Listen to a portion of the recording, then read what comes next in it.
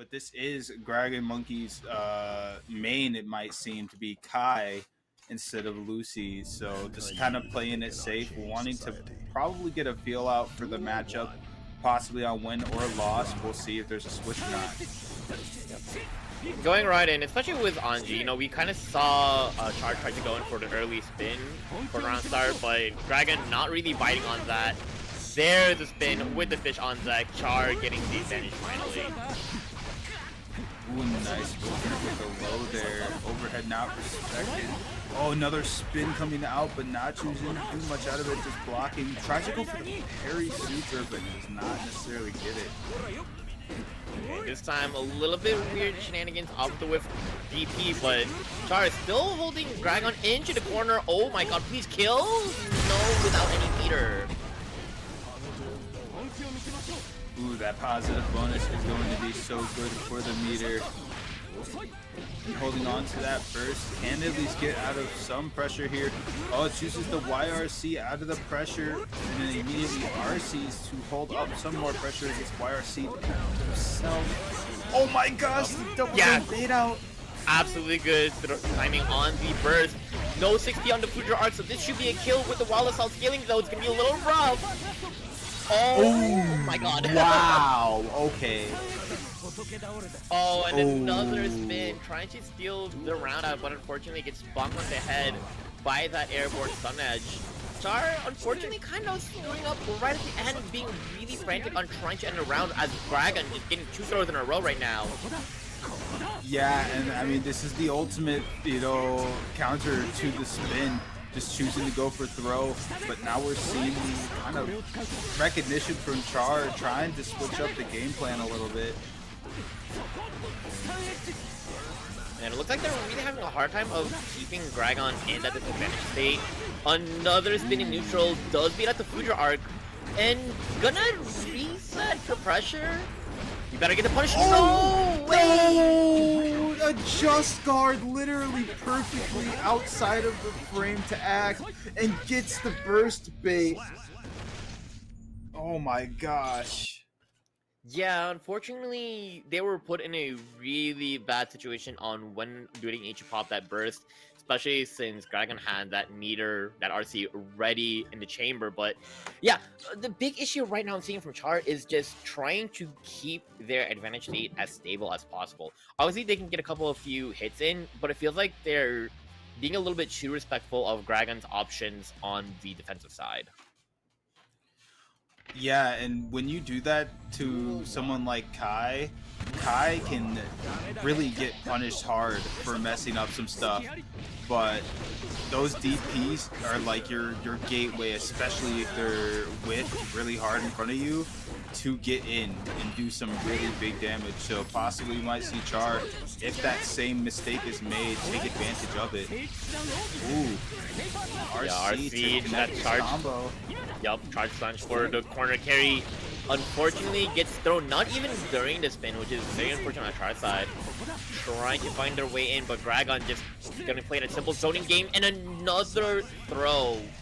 Alright, so many opportunities that Char has been spinning and Dragon has been throwing him out.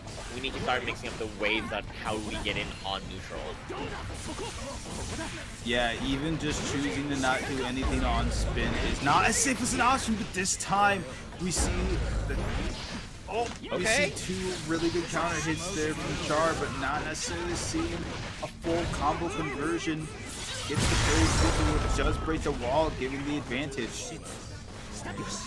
And this time, Char's time to shine. I like the idea of feeding back with that purple RC, but unfortunately, Dragon's just advantage state is just a lot more confident.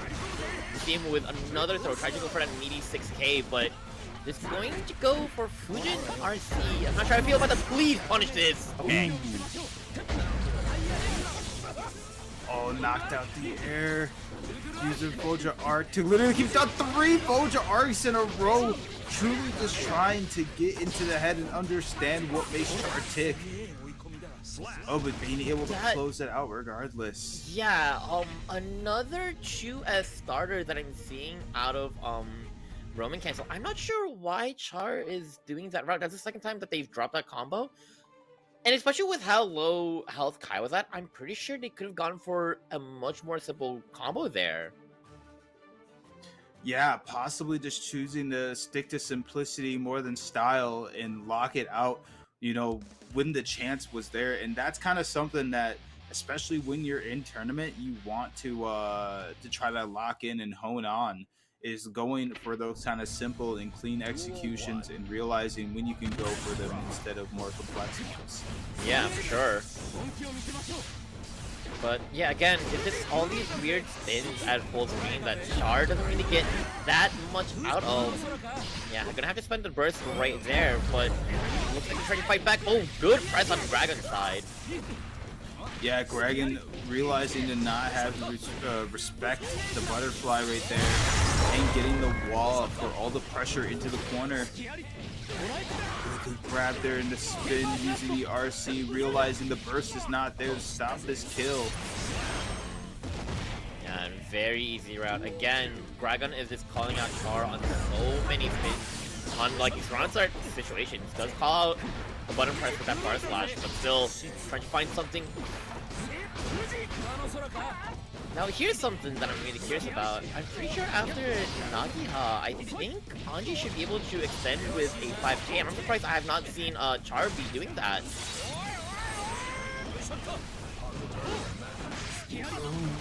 Ooh, big air throw, no RC to finish it off, but doesn't matter.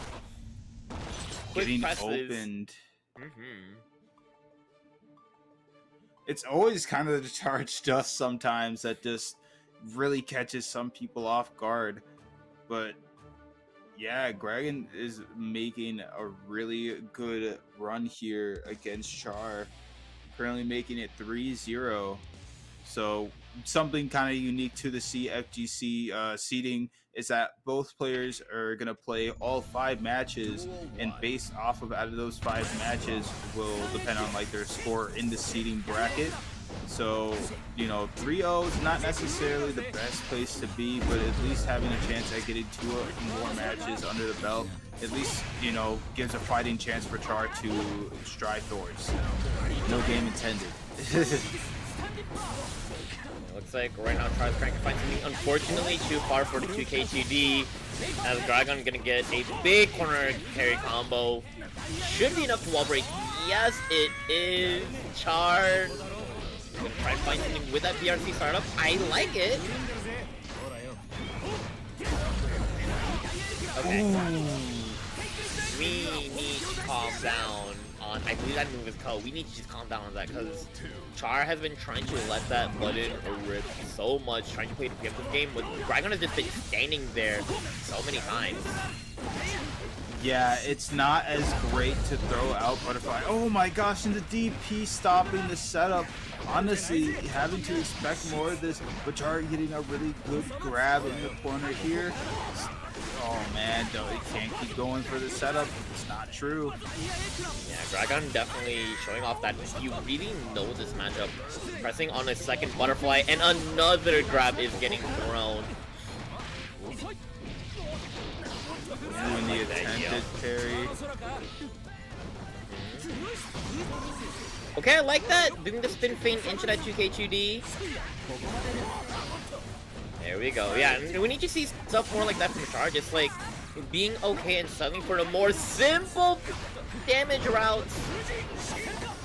Ooh, now we're seeing Char keep it simple, as we were just saying, closing that out and now making it closer to at least getting a point on the board. Like release on life. I like the idea. Run up 60 to avoid the stun edge. Unfortunately, Gragon's still gonna throw Char into the corner. Oh no, counter starter. Only 2 big damage.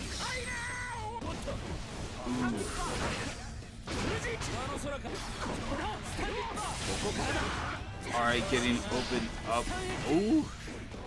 Yeah, good timing. Use the burst to avoid that close slash. Now, I like the idea. I like it, but unfortunately, Gragon gonna take Char for a ride. Coast to coast, swap the side. There's the pickup with the 6-8 for the 4-0 lead. My god. Kai is a character that can be a beast in the right hands, especially when it comes to just confirming and rooting. If this character, like, if you hit the lab with this character, you will be definitely rewarded with just setting up so many scenarios where you do crazy, just like you said, coast to coast combos. But yeah, a lot of it is just the difference between these two players is that Gragon has just a lot more solid neutral and a lot more stable combo routing. And I think that's like kind of like the issue that Char's been having, because yeah, we saw a lot of like good neutral wins, but unfortunately it has been with that 2K 2D. But it just feels like that whenever he does get that close slash, he never can get the full damage as, you know, he should be able to with Anji. Ooh, doing the double closure arc into the drop RC is a wild combo. Ooh, okay. Jump. Yeah, but unfortunately the 5-8 whiffs.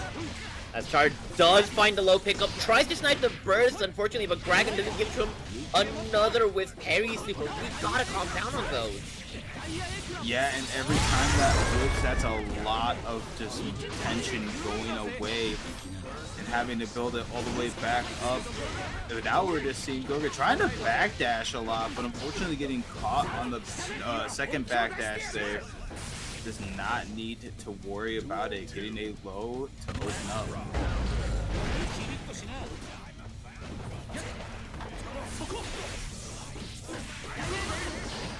Right. Still trying to get in on Gragon, but anti-air close slash is gonna lead to a big damage, including Ride the Lightning. For the power knockdown too, so Char pretty much at one touch scenario right here. Does he get the meter? Yes he does, but doesn't RC afterwards. This should be easy kills. Oh. Yes it is. And Gragon gonna take this first match on stream with a 5-0 shutout. Yeah. That word, College, not only rocking that Anji, but they also have a Soul and Leo, as we are seeing represented right off for game 1. So instead of reflecting oh boy, they blame the beasts. So it's been a second. Heaven or hell. Yeah, so despite showing the Anji early on, you know, Leo being a lot faster character, and I feel like there's going to be more of a comfort pick coming out from Toxan's side. You know, Anji being a lot more defensive, but, you know, Soul being high octane aggression, might as well use the Leo to match that pace. Yeah, and honestly, really good choice with the stances, with these many overhead options. Already going into the stance and getting the side switch and burst bait. Oh, tries to go for another side switch, but gets mashed out, which is a really good option to go against when it comes to beating out Leo's side switching madness. I'm really liking the idea from Toxanz using 2K in order to try and beat out awesome shenanigans. But wow, big damage coming out. Oh, unfortunately, this is a close slash. We're going to have to settle for that little 5H touch. Doesn't matter, though. Using the meter to go back to the ground to anticipate that Bandit Grinner is so crazy. Especially since Toxanz had an extra bar of meter just in case. It definitely felt like a really smart use of just, you know, I have all this meter, I might as well spend a little bit of it. Yeah, possibly a kind of sense of familiarization with the matchup, realizing and recognizing that those are things that might need to be kept in mind, and now having that full meter to be able to sit on, using it possibly for anything like the BRC drop down, gets the burst though to stop that possible wreckage, but a really good grab to close out game 1. Yeah, and it's another thing that Toxanz is recognizing is that pandooko has just been throwing out that bandit bringer so much. I think that's probably what, like the third in that second round alone. So Toxanz is kind of recognizing that if he can space around that, he is able to just get a free throw crunch off of that. So it'll be curious to see how pandooko kind of adjusts their more aggression in neutral. Indeed, and definitely seems like Pandookoo's just taking a second to kind of, you know, ready their hands, be like, okay, I gotta lock in here, gotta get around this stuff, because I mean, Soul can adapt in this case, but it will be a very tight window to adapt to, because we're seeing a lot of the mix-up stuff that is kind of going on by Toxanz, and it might be, honestly, unfortunately, the best, a little in some cases, better to take the pressure, so you can just be in a better set, or more kind of like idea of where you might be given the circumstance.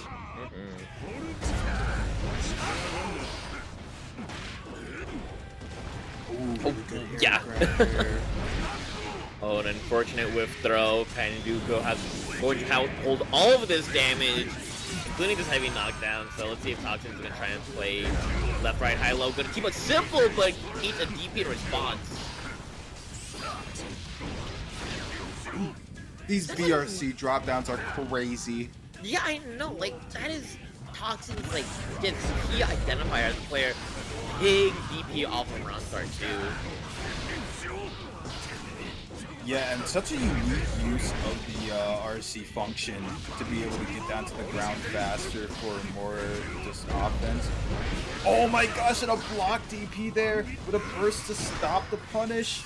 PRC attempted grab in, using the BRC to fall down once more.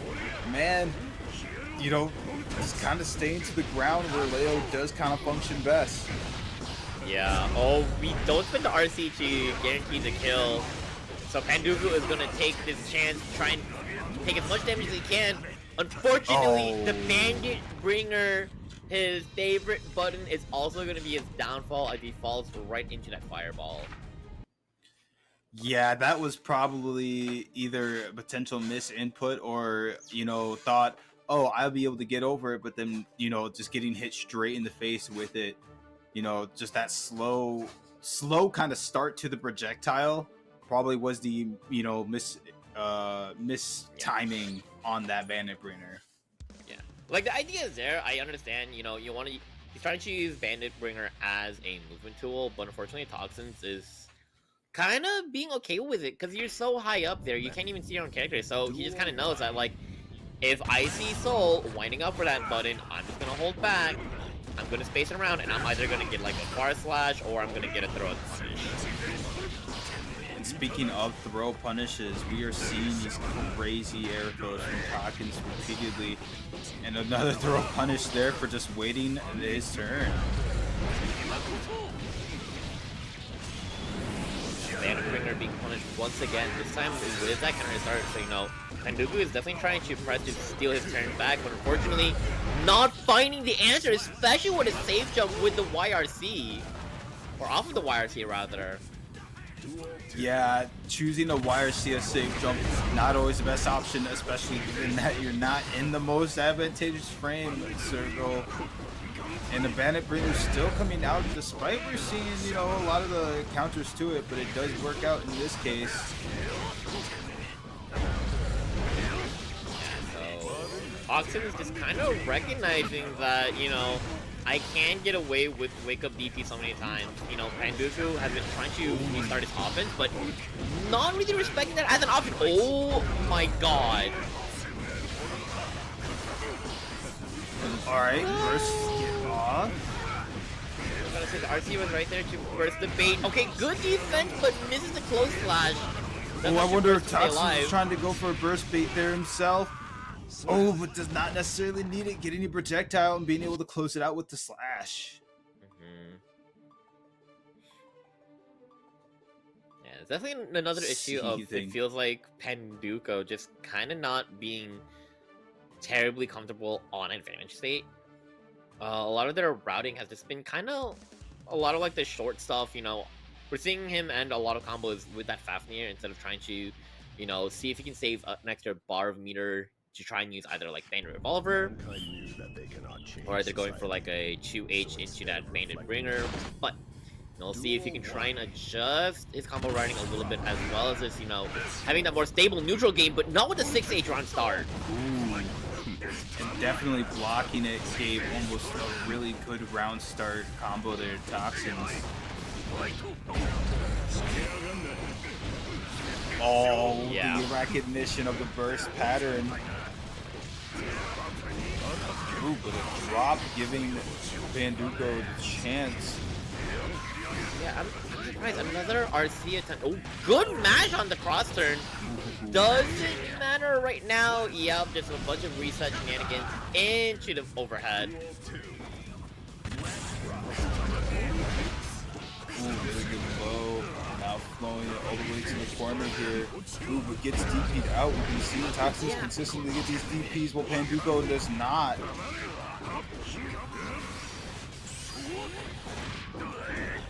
Oh my gosh, these air grabs are so consistent. You gotta stop pressing there, man. Like, please just knock him down and just hold back. I promise, you're gonna block it. Oh no, trying to press on cross-turn shenanigans is gonna hold that. Another game goes to Toxanz as he's trying to end this in another 5-0 fashion. Yeah, and I mean, getting at least a game on the board would be good for pandooko, but it is going to be quite the fight as we're seeing Toxanz playing so consistently right now, as we're seeing this quote, "Get up!" Yeah. Just like literally just asking for more combat.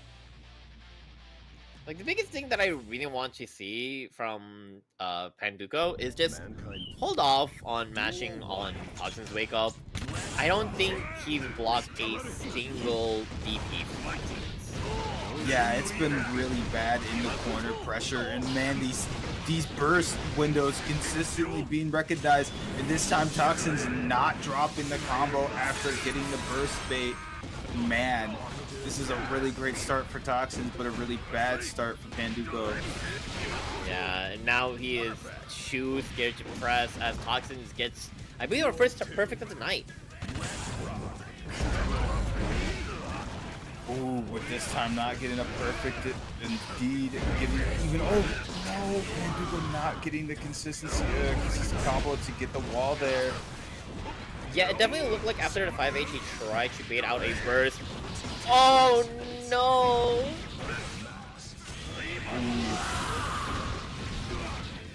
And I'm not sure if you really noticed, but during all of those backturn Ks, you keep on seeing a bunch of counter hit messages coming out from Toxanz's side. So, like, it's pandooko definitely trying to smash out TV, keep himself safe. Oh, I like the idea, but does not find the burst bait. Throw? Oh, should have watched the legs. How both of these players handle each other. Ooh, letting the intros rock.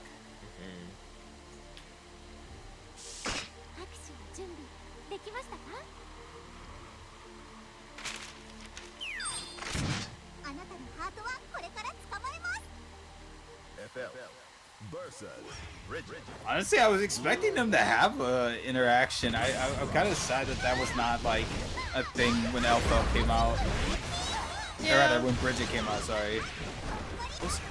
No, Elphelt came out way later. Yeah. Yeah. But yeah, like I said, kind of like that. Start. Yeah, kind of like the win harder idea. Like Smartdumdum kind of just keeping Aegis in the corner. Still looking good. Oh, opting to go for the grenade ender there. Doesn't spend bar, but oh, unfortunate digital error. Aegis getting a chance to play the game now.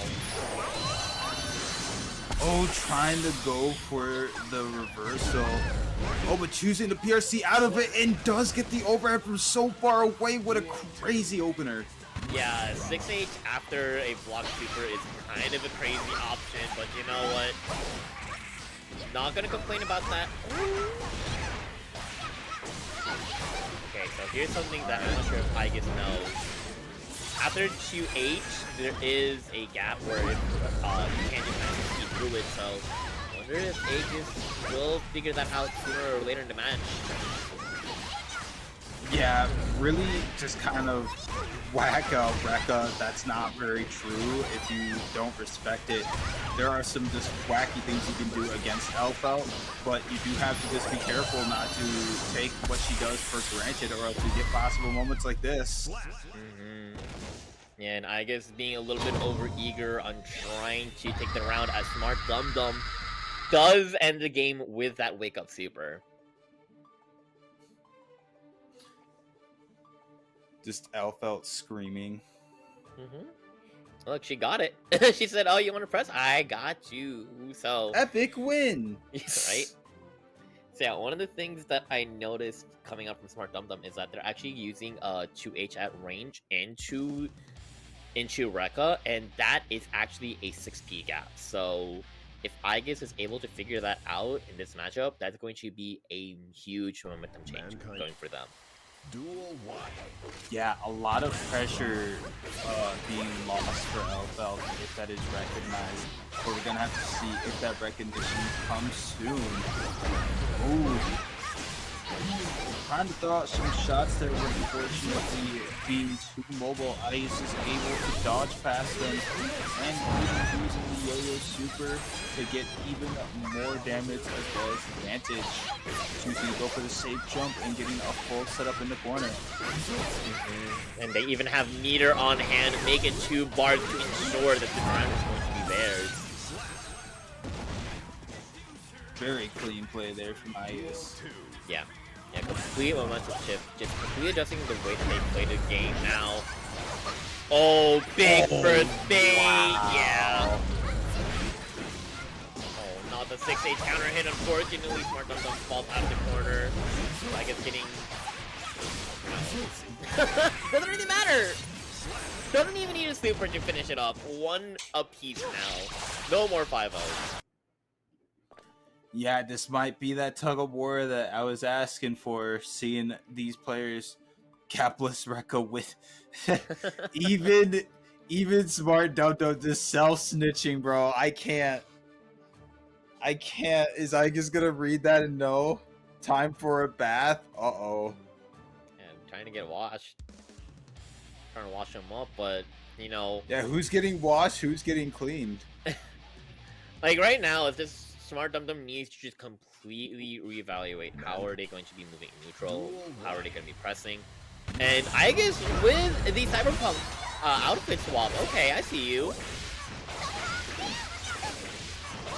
Ooh, and we're seeing even cleaner combos out here. Locking all the way into the corner with the butt, man. Oh my gosh. Yeah, unfortunately, the booty bounce Power. taking Elphelt onto the other corner right now, but oh, unfortunate mash out as Aegis gets another perfect for tonight. Yeah, second perfect of the night. We finally see one of those shots catch at least I guess a little bit off guard. Kind of the oddity of that shot.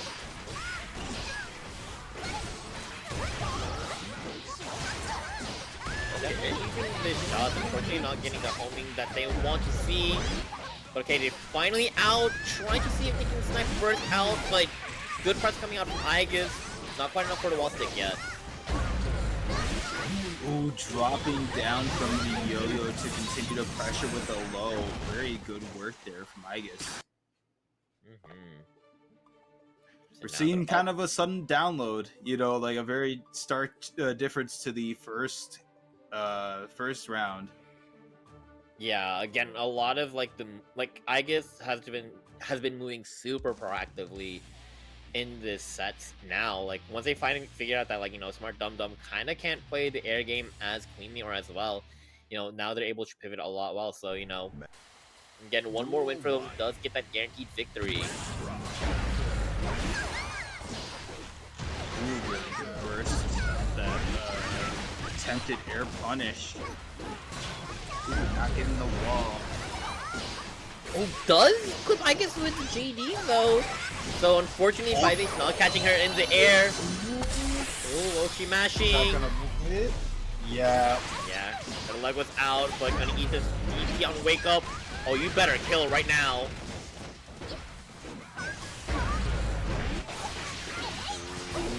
I guess starting to make the comeback here. Ooh, it's the rock, baby. Oh my gosh. But the another reversal. wake up super, yup. Wrap, yup.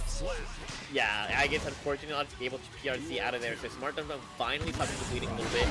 Gets another round finally, but 2 H rounds start to beat up the grenade toss is crazy.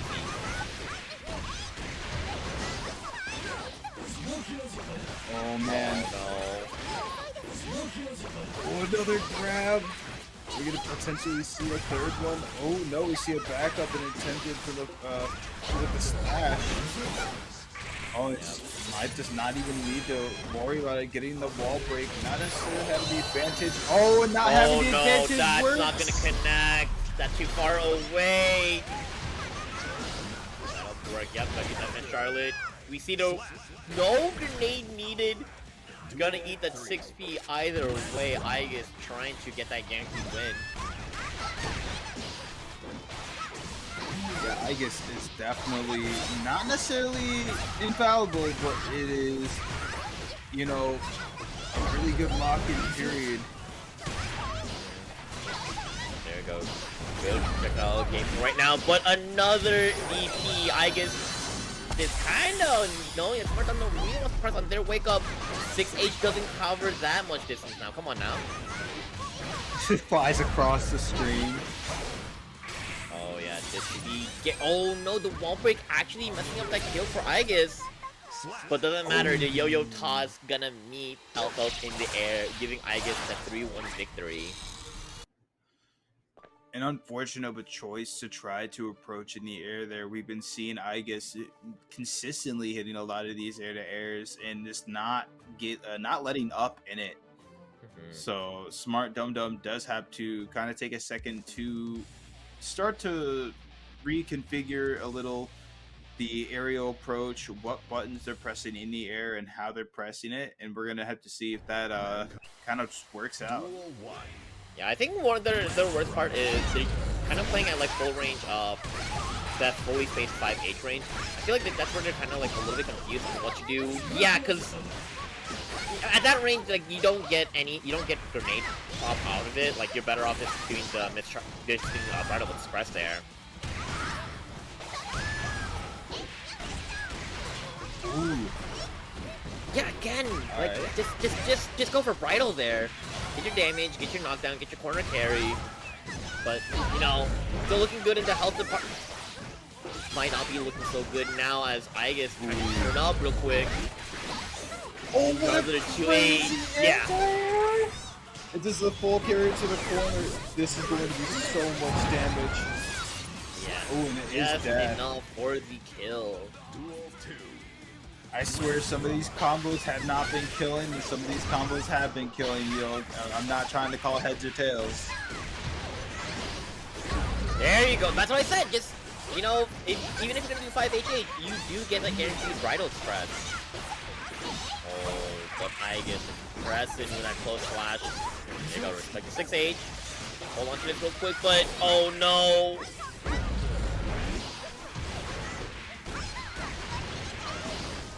Alright, making back a lot of the health lead right now. Oh my gosh. Alright, setting up the boss. Yup. Oh, just run up fire slash. No funny mix needed. That Smartdumdum trying to get this final round. Yeah, don't want to necessarily take the 4-0 if they can help it. Which, being opened up there by Aegis. In the corner, we're not seeing a super to get the hard knockdown necessarily. Oh, but using advantage of that meter.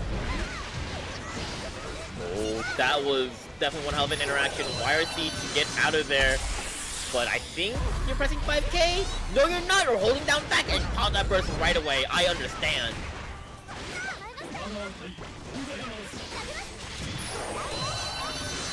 Ooh, I think you're still blocking there. Oh, we caught you back dashing! And we don't block the grenade on the other side. It's finally my turn to see how Flare plays. If you got to see me, and we're not going to talk about what happened to me on stream. Yeah, Flare is a really consistent player who knows how to manage his blood meter really well. But we're seeing the battle of samurais, letting the intro rock here, which honestly, I'm so for it. Absolutely. So yeah, Baiken, one of those characters I'm surprised that, like, you know, not a lot of people have been liking, but this character low-key kind of cheap. I'm not gonna lie. I don't know why people keep on rating this character so low. Baiken, versus Nagoriyuki. Duel 1. Ooh, man. Sometimes Strive just gives me goosebumps. I forget how awesome this game is. Yeah, oh my god, comboing that 6K into the fight, so be a little bit belligerent with our blood usage. Ooh, getting the wall this early though and such big damage. Nagoriyuki being known for this. Yeah, like I said, like, if Flair is able to get that bite off, oh my god, he is about to start pressing mad buttons. Ooh, gets up close but doesn't go for it. Oh, does try to do it in the corner there but does not necessarily land. And now catching Ballast out of the air. Yup. Getting the Blood Rage in the corner and being able to go. Oh, not into the super. Yeah. Kind of surprised there, but wanting to hold on to that extra range and, you know, just press Blood Rage 5H, being a nearly full screen button. Yeah, I'm just gonna clip that. Let's go to the next game. Yeah, dude, 5H is such a crazy button. Like, the levels of damage that button does, even without Blood Rage, is just... Yeah. No, Ooh. I mean, you really have to just kind of... If you don't have the range to play around Nago, you gotta use your movement, and you just can't run in like that against Naga, obviously, because we saw Flair just kind of, again, letting that 5-8 rip, but looks like Ballast is rocking the random stages and the random music. Doesn't care if Flair just kind of letting it rip into their face. My god. Ooh, really good patience there from Ballast, waiting to turn and being able to get the counter hit in the middle of the pressure. But we're seeing Flair not let up and seeing no burst says no bell. It's just a kick of life to hold on to. Again, Flair, the life lead doesn't care at that point. He's just gonna press the 5H, and if you run to it, that, you know, you're gonna say that's your fault. Yeah. Ooh, flying in straight here. Oh my gosh, the heavy slash. Why? Oh, that was just okay. That was just 3 hits, 6H. Yeah, that's more than enough. And I was about to say, like, Baiken has enough guts to handle this. Nope. Heavy slash was literally has become one of the best buttons that Nagoriyuki has always been consistently one of his best buttons that Nagoriyuki has had. And just how much damage it does, especially on wall. You know, we're seeing literally the choice of it over just doing a super. I mean, 6H is good, but like not just like for the fact that it deals damage, it also gives him some blood back. So I very much understand it. Good conversion into the corner, spends an extra bar of meter. Like I said, just wanting to let that 6H rip. And now he's gonna spam 5H, call that gap. Ooh. Oh my god. Flair knows his routes to a T. And doing the 50-50 to stop the approach there. Ballast having to do something to try to stop this. Oh, but see Flair kind of messed around a little. Yeah, Flair's playing a little bit too much again. 5H being such a big button, catch that backdash with the close slash. Doesn't quite get the right route. Had meter, but said, nah, I'm just gonna press something and it's gonna work. Yeah, that was, I think, a really weird drop there, but just being able to clean it up with the crouching heavy slash. I mean, sometimes you just kind of got to be ready to pick up your potential slack in the moments where it happens. But yeah, I'll go talking about the Winty propaganda. I mean, I can't. Like I said, I understand, like, you know, Baiken might be the strongest character tier list wise, but like, for people just say that like she's just like a weak character, she is not. She has a lot of like tricky tools to just, you know, keep her offense going. Has her own fun way of cheating, but my god, Flair, another perfect. Gonna waste some time with the super, you know, make sure to hold or whatnot, but you know, 6H could have done the job. Oof, and another perfect on the board. Gets the OTG off the ground into Tommy. Kind of unfortunate, especially since we got the tether set up, but Flare, another super into the corner, get all that blood as low as possible.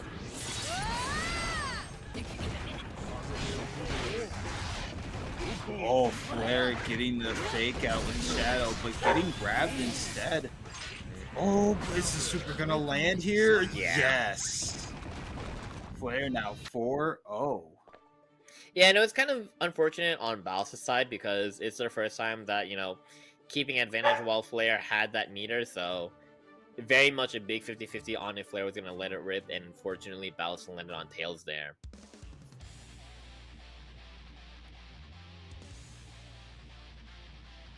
Flare definitely feeling a lot right now, just being all right. You know, I'm starting to get a lot of the feel for this match. It's going to work in the favor, but oh, good round start there. Ballast, kind of surprising Flare. Oh my god, just run up and hit that command grab. Unfortunately gets bursted out of the teleport dash, but doesn't matter. Flare, the RC does not connect, but unfortunately Ballast trying to match out of the situation, and Flare gonna keep the winning streak alive. Ooh, and Flare gets a really good grab into the corner here, gets the wall break, and is going to choose to break it. No weird jumping shenanigans this time. Good routing. Super is gonna keep it close to how long this combo's been going, but should be good enough as Flare brings balance to the screw. Being said, oh man, if Venom gets started, I'm just gonna say this. I'm glad that I play Axel because I do not know how to play against Venom as anyone else. Yeah, I'd have to agree there. I mean, Venom just being such a rarely seen character, almost seeing this silhouette kind of feels like the lore way that people see Venom, where it's just this guy who shows up and absolutely tears into you. But yeah, it looks like both of these players are representing what I like to call the Batman comic book style, because like that is the only way that I see these colors. It's like mid-2000s DC art style, but okay, right now, Lord keeping Shy Guy in the blunder right now. Like I said, like how do you just kind of get off them? That's not just hope they mess up, and Lord finally pressing onto that Shy Guy's face. Checking for the first, but there it is. Let out the dog real quick. Wow, good press on that card, gets the raid, but doesn't matter. Shy Guy gets the one touch into the RC combo. UV not gonna be enough for the kill, but does get the chip out after all the ball set shenanigans.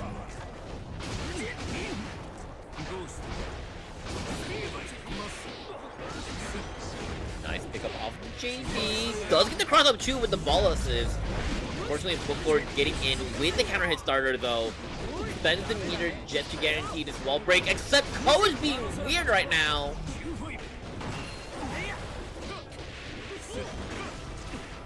Yeah, big deal. Fish being a lot less dominant on block.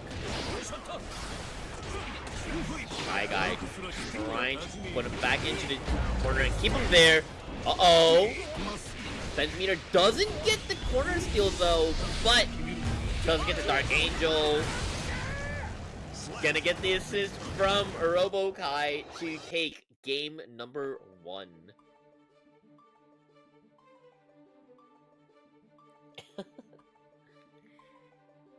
But yeah, really scrappy coming out from both of these players. Like Booklord, you know, finding a couple of situations where they're able to mash out, try and stop the bleeding that Shy Guy is putting onto them, but still very rough position to be in. Like Venom is definitely one of those characters that you either know him or you don't, because if you don't know how to deal with some of this stuff, learning it on the fly is very difficult. Wow, cute little Chupichu stuff out that jump as now Shy Guy kind of setting up shop with all these ball shenanigans. Trying to snipe out the spin, but yeah, going back to the ball game.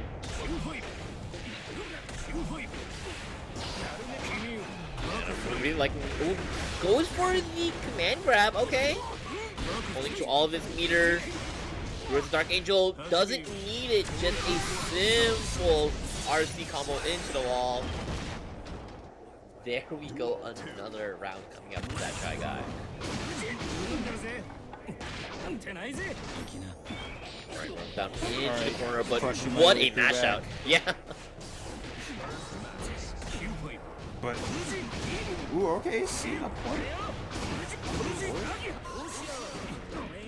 Ooh, and now we're seeing some classic Anji pressure. Ooh, does get an opening with the burst to stop it. That Shy Guy using that burst meter really well there. Yeah, now we're in awkward position. Yeah, this is a really awkward range. Oh, big RC does happen with that far slash though. Oh, the cue ball is just barely whiffing there. Now Booklord choosing to use that PRC to try to keep the jump out from happening and does get the kill.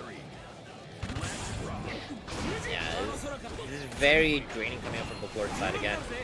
Just, if he can find a way to kind of disrupt the rhythm that Shy Guy's playing at, it's going to put him at a lot better position. Surprisingly not going for a good shot for the spin there. Tries to be cute with the flip into the throw, but Shy Guy not giving it to him.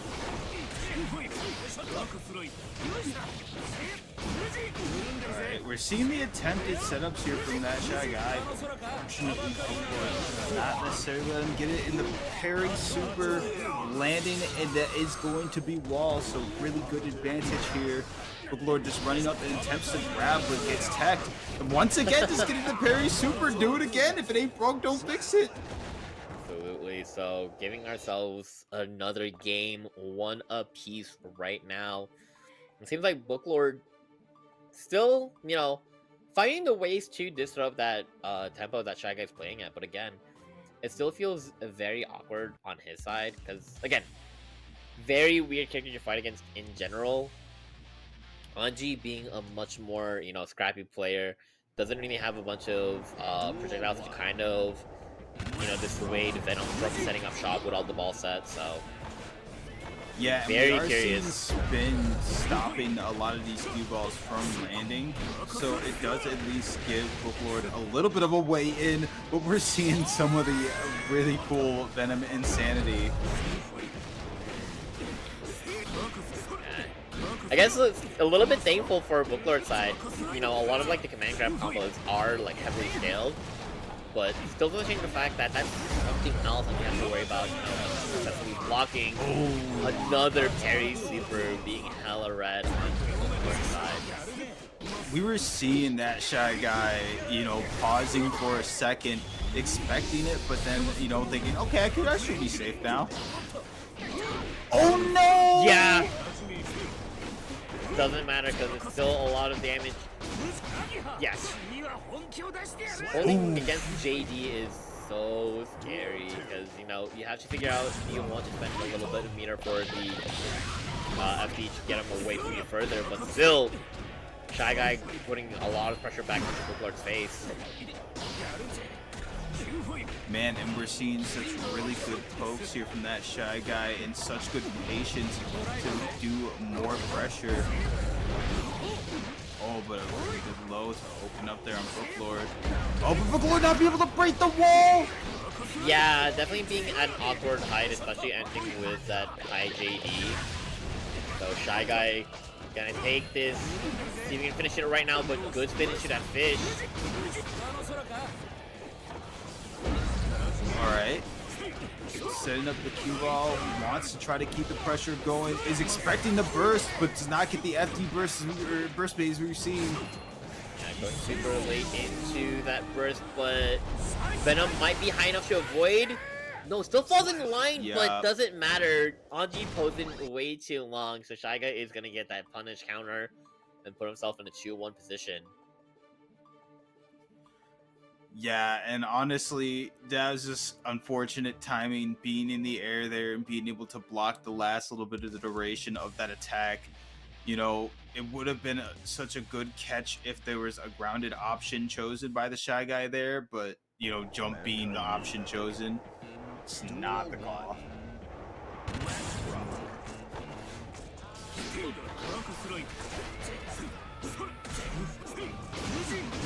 Seen a little bit of setup here from Shy Guy, but unfortunately not being able to capitalize too much off of it here.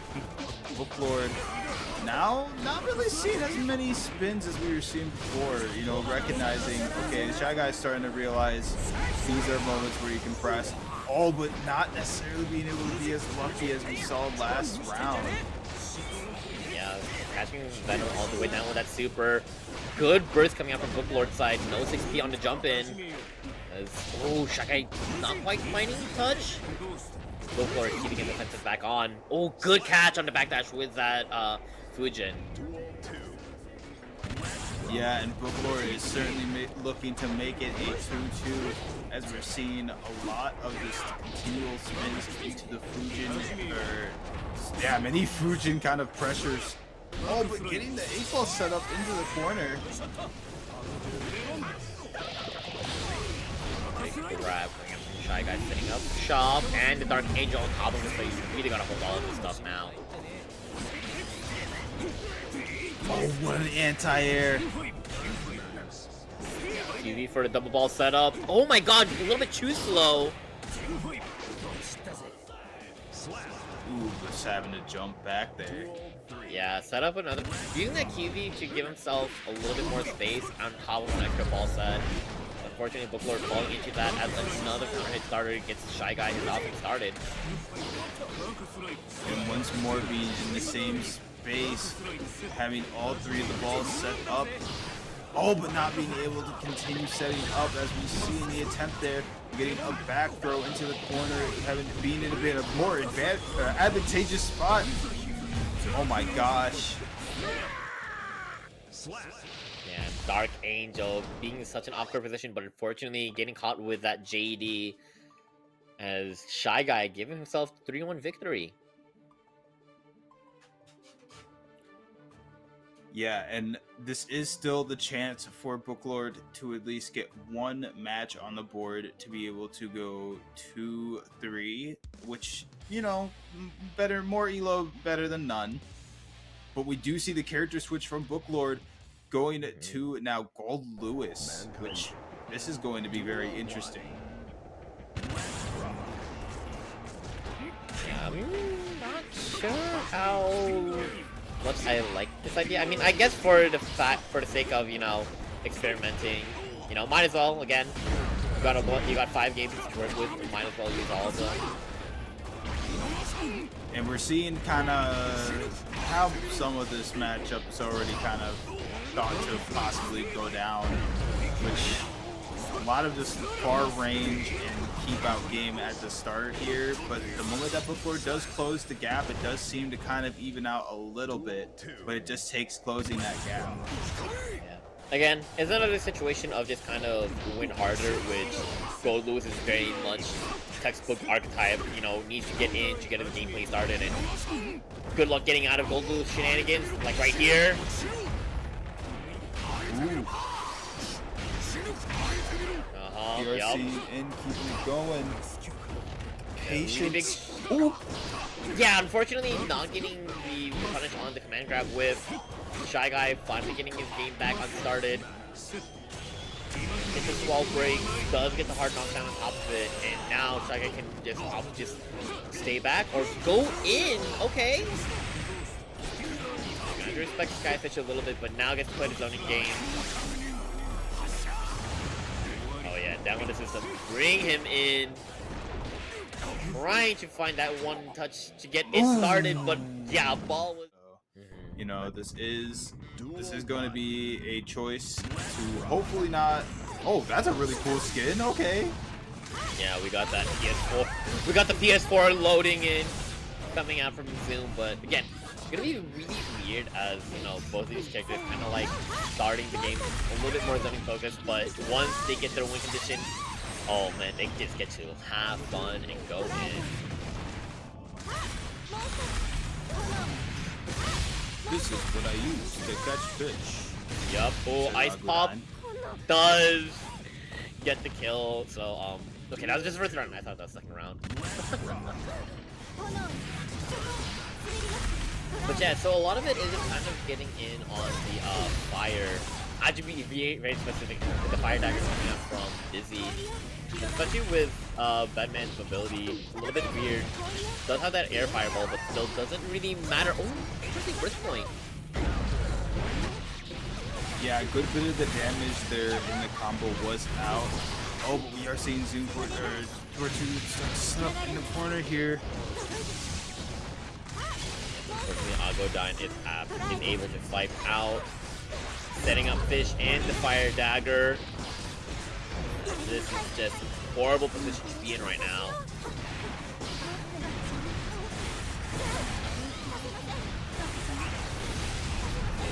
There is the firewall coming in, and the plus frames. Where's the ball? There it is, but Oh my gets the throw on the gosh! gap. Being able to be so locked in for the gap is crazy. Yeah, no, that was very ballsy coming out from Augodyne's side, because she mistimed it, or Zoom let it rock just a little bit early. Oh, her health bar was not going to be there anymore. Honestly, that goes to show that there might be a huge level of matchup knowledge on Augodyne's side, possibly having a training partner of sorts to be able to go up against, which, man, I mean, I only have to agree with you. There's such a ballsy play there. Duel 1. Let's rock.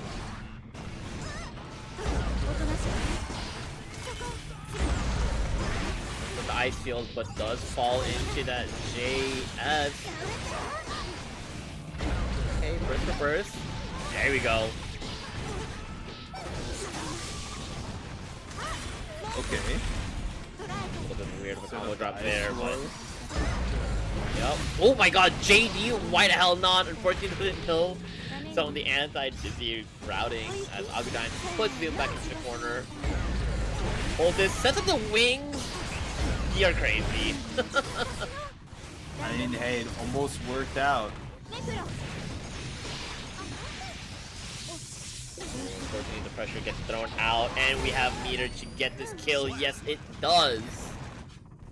Duel 2. Let's rock.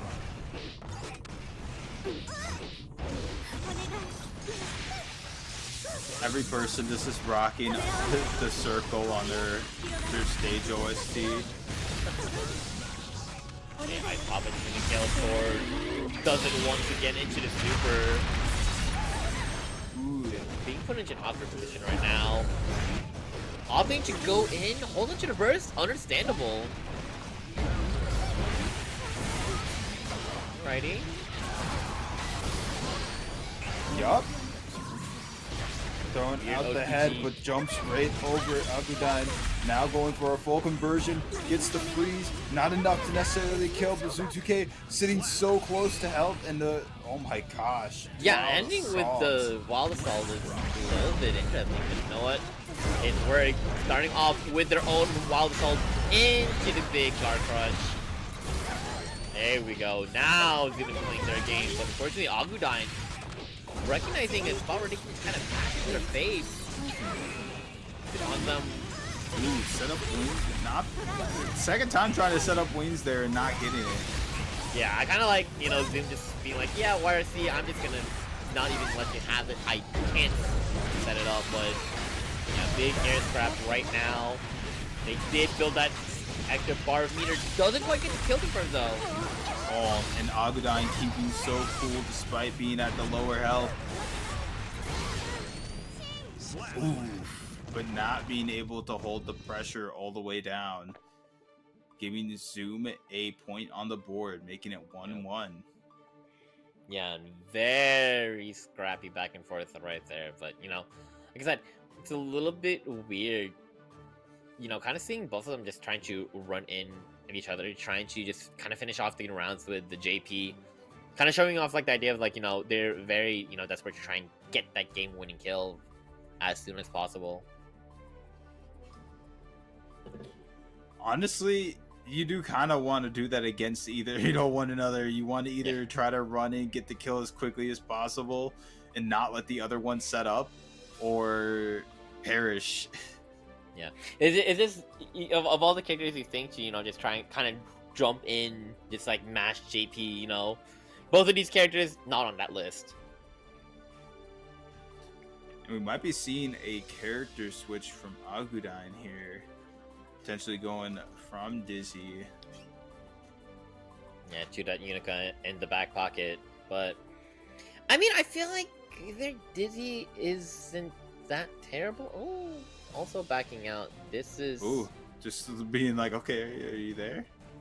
Yeah, I wonder if they might be having some sort of connection issue on their sides. Ooh, we're gonna have to see if that is the case. Hopefully that isn't the case, but you know, we're seeing a kind of like, okay, should I play this character or play that character? Yeah. It looks like they're both still taking their sweet time right now. Oh, okay, going for a stage top. Understandable. And not gonna lie, I kind of don't like the stage. I kind of don't like that stage anyway, so you know what? Fair enough. That is very fair. The one is laggy. Yeah, I mean, I thought that, funny enough, I thought that was one of the more lag-less stages, but, you know. I would say the background can get a little jarring, but this is like the lagless stage. There you go. They blame the beasts. Heaven. Yeah, I thought that stage they were playing on earlier was like one of the more OP ones, but it's more just kind of like visually loud.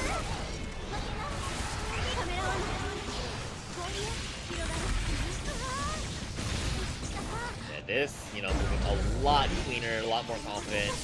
Augodyne just kind of tearing a new one into Zoom right now. Ooh, we are seeing a little bit of pushback here. The RC combo to try to get the health bars all the way equaled up. We see the PRC attempting with a grab to stop the pressure. And Zoom trying to be really cheeky with much of their aerial approaches, but Augodyne not really biting too hard. They are able to get back into the corner. RCH check the burst, doesn't find it, but still gets the kill with a Mikhail sword at the end.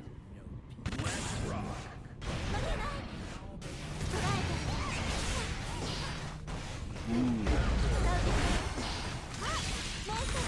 Using the burst there to stop Zoom from approaching and being able to keep the mid-range game that we're seeing Augodyne play so comfortable in. Good getting knocked down. Sets up the fish. Good throw recognition after the PRC. Doing a good air-to-air from Zoom as well. Oh, counter hit on the heavy Mikhail sword. Doesn't really get anything out of it, but does pick up right at the end. Looking like that stage, you know, definitely being a factor as Augodyne gets a very clean game victory there, putting herself 2-1 into the set. Yeah, we're seeing Augodyne making some really good kind of adaptations, and we're seeing these kind of recognitions from both players where they can press, where they can punish. You know, it's kind of going back and forth, but it does matter who takes the round at the match at the end of the day. Sorry, but just kind of seeing what Zoom is going to do to try to stop these many just kind of dizzyisms. Trying to get the offense started. Unfortunately, going to eat a gold burst for their problems. Does burst out right away though.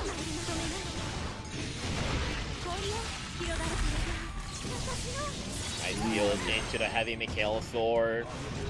As Augodyne trying to end this one real quick. And we are seeing a lot of damage.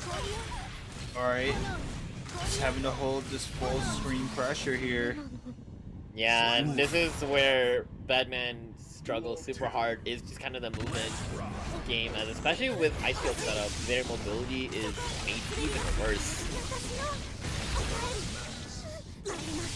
Yeah, double, triple Mikhail sword after that ice ball. So Augodyne gonna get a very easy stage transition. He's been trying to fight back in this game. Ooh, not being able to make use of the install as quickly as Zoom was hoping to. Even not really be able to make use of it at all. As we're seeing Augodyne continuously put on the pressure and taking the match. Which, man, 3-1 now. Yeah. And I like the idea of using that Wild Assault to keep the combo extra stable, just to make sure that they can at least. Do you see where Waffle just came from? Why did Waffle just dig it? Just kind of teleport out of nowhere. Literally just dug out of the floor. Is like, hey, I'm here now. Yeah.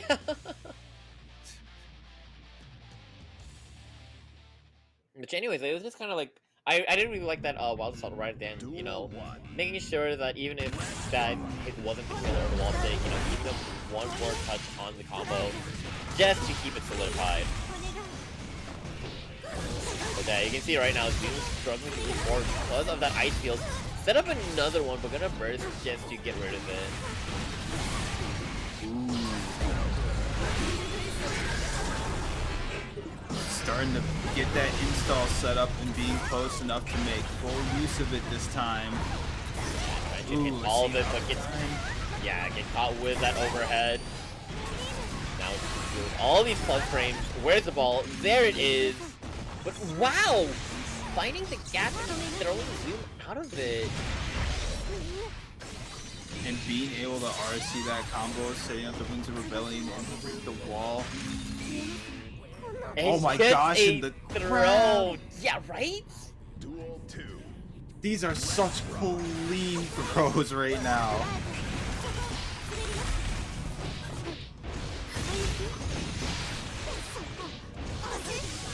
Cute little cross up in the corner, as well as he sets up another ice field. Doesn't quite get his double Mikhail sword, but big counter hit starter. Wire seed for his troubles. These air grabs can't keep happening. Augodyne's so close to closing it out and on match point and doing so. Yeah, that would be getting a Game Boy because they have a Mortal Kombat game. I know for a fact there's Tekken Advance. I know that's a game that exists. So we'll see. I'll see the messages, madness. But we finally have a match for us. Mei versus Anji. We got block these Anji and then hold on. Yo, rocking the original color. Oh no. I know. Yeah, Waffle on that Mei.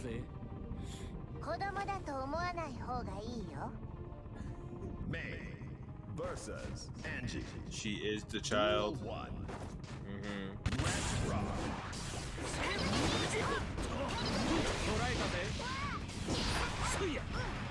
Good reaction off of the dolphin jump off, but Waffle fighting back out. Block Steve just said, nah, stay back in the corner. Alright, seeing the butterfly set up. Really good grab in the corner here. Really great pressure to get bursted though. Big 6P just sent Waffle back into the corner. Fortunately missed on the KO, but Waffle not ready for it. Oh, the anchor! Yeah. So much damage! Yeah, 5H being 5H into the sleeper for the knockdown. Gets an extra bar meter just in case as well. Just as yeah, a little bit too low for the follow-up. Big wire C into the dolphin. Okay. Definitely a good call there, and a really crazy grab on the spin there. Round start attempt there from Block to try to get past some of the main sanity, but not working out as necessarily as well as he thought it would.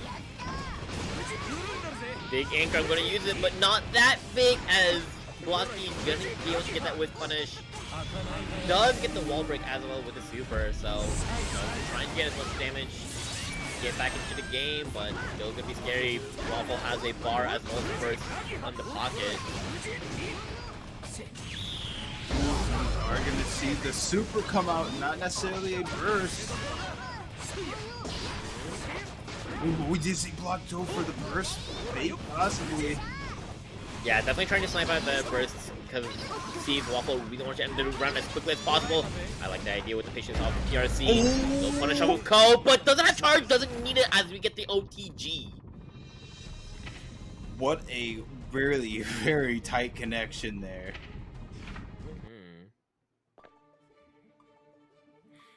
Yeah, it's a little scuffed. So I was a little bit scared for him. You know, counter hit 6P. It's able to, you know, find that charge for the Dolphin just in time. But again, this walk up 5H OTG gonna be just enough for the kill. Looks like Block D might be switching something up though. Nope, sticking with the Anji. Getting the hands warmed up. It might have even changed the color just in case. Ooh, yeah, seeing if the color boost comes in, who knows? Yeah. Duel 1. Nah, sticking with that gray, I think that one is costing too.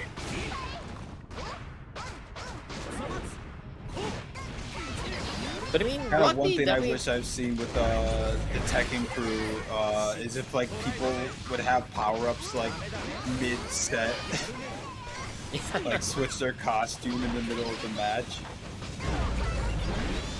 Oh, big 5H starter. Oh, does get the full confirmed too. Big corner carry. Oh, tried the wireless seat, a really odd spot there.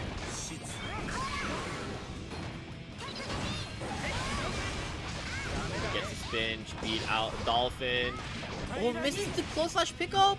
2S. It's gonna be good enough though.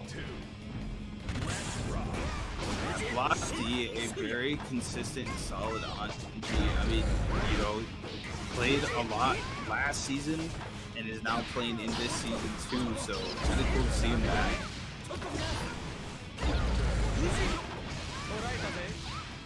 There we go. Gets the conversion. Just gonna let him fall off the Ko. Still also fighting out right now.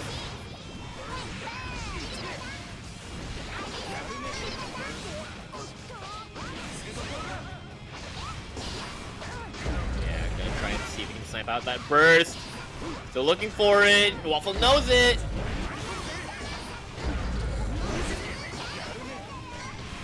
Finally spinning that burst. Without. Oh my god, please! Wow! And a grab to close out. Yup, does steal it at the last second, but still, oh my god, that was a great setup.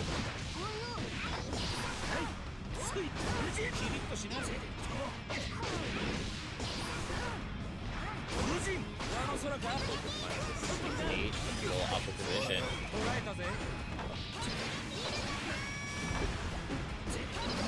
Man, we're seeing such tight neutral right now.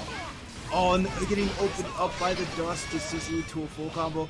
Even if it doesn't necessarily break the wall, but just as I spoke too soon, the wall breaking. Oh, 2H starter doesn't get anything out of it. But yeah, it doesn't take the time to wait out that parry animation. And gonna get that perfect kill. 2-0 right now. Man, Mei just reminding us of the pure damage that she can output. And getting a lot of these counter hits here working very much well in Waffle's favor. Absolutely, and getting a character swap to the Johnny. Very interesting choice. Yeah, you can't. Now you can't attack me. I'm Johnny. Yeah. I mean, maybe opting for less comfort for the extra range that Johnny does offer, as well as, you know, kind of like what I was mentioning earlier, a little bit faster movement-wise, so can have a better time of getting in, but trying to be cute with a bunch of Disfiner movement.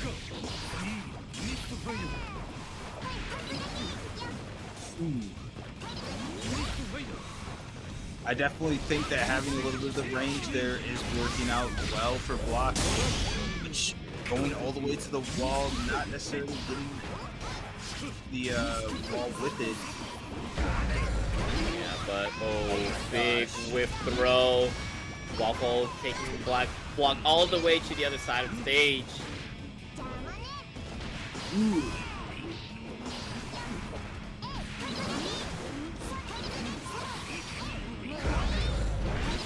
Trying to release all this pressure, but yeah. Pressure for real. Waffle just continually dishing it out. Yeah, especially with the fact that she does have kind of like that dolphin pop-off, making dealing with like the fat dolphin a lot harder on defense. 60 on Waffle jumping in.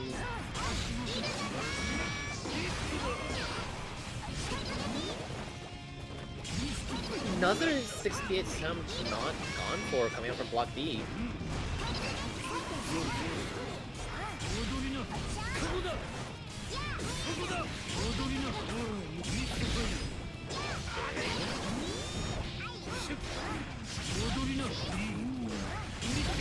There we go.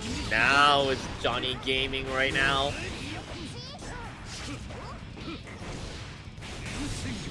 Okay, no meter for extra kill, but one touch scenario coming up from block D.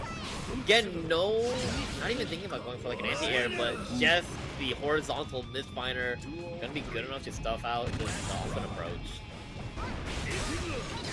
Yeah, it definitely seems like once block D gets into that health difference, into low health deficit, it really starts to work out well in Johnny's favor, specifically being able to look for more longer options or misfiner options.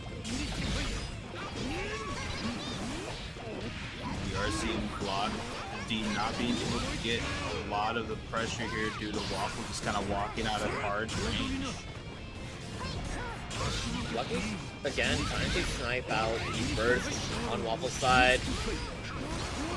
Ooh, yeah, misfiner enhancement is so good there. Good reversal there. We're seeing the FDs on the misfiners not wanting to take even the chip damage on it, but unfortunately, Waffle not finding the gaps now as block D is pushing back. Yeah, and it is kind of like the awkward thing of just like, alright, completely different character, but one of the big things that I've been seeing from block is using that horizontal misfiner to stop any sort of attempt for the horizontal dolphin. So Waffle kind of being a little bit confused in the kind of like mid-range zone when they're neutral.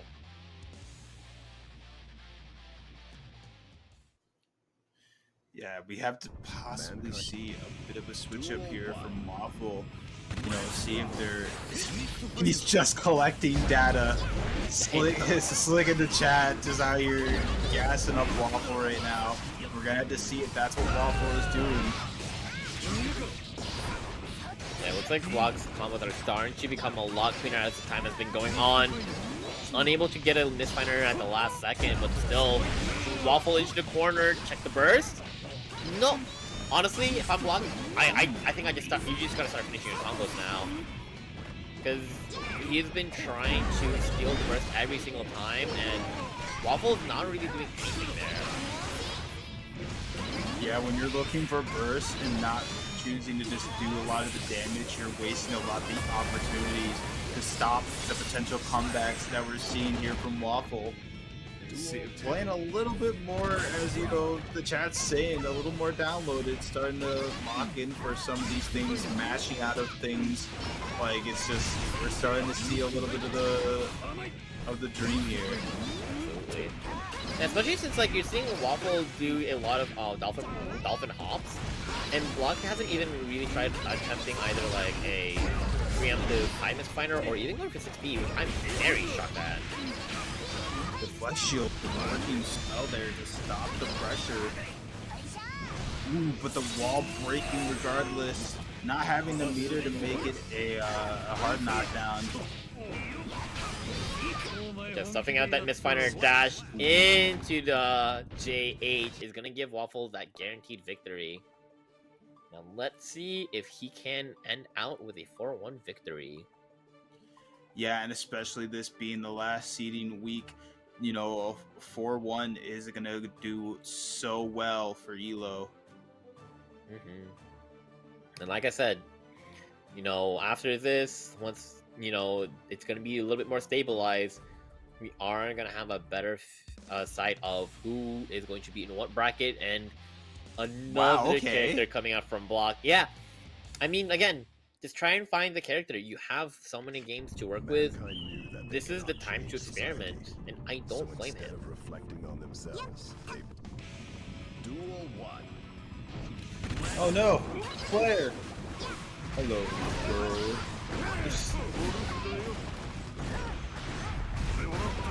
I will say, as someone that hasn't really seen this matchup that much, I feel like it's really not gonna be that crazy of a, you know. And honestly, out of like the 3 characters that I've seen from Block, I'd rather see Johnny and Stranger Slayer, but you kind of need to be able to finish your combos. Okay, there we go.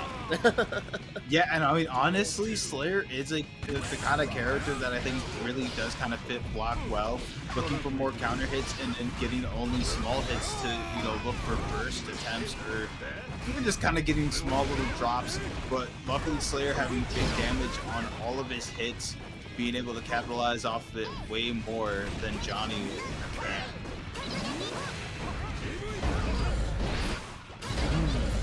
Yeah, Waffle is definitely trying to press way too much on Slayer's offense, but finally does get their own counter hit starter. Not enough for bar, but still 6H charged up is gonna hurt like a truck. Said Block has full stuff with meter, gonna spend the first bar right there. Just spending it all super quickly. Sure, why not? Oh, what a good grab! Like jump. And good enough for the OTG kill. Block D, minimizing the damage with a 2-3 finisher. And what a way to end tonight's stream.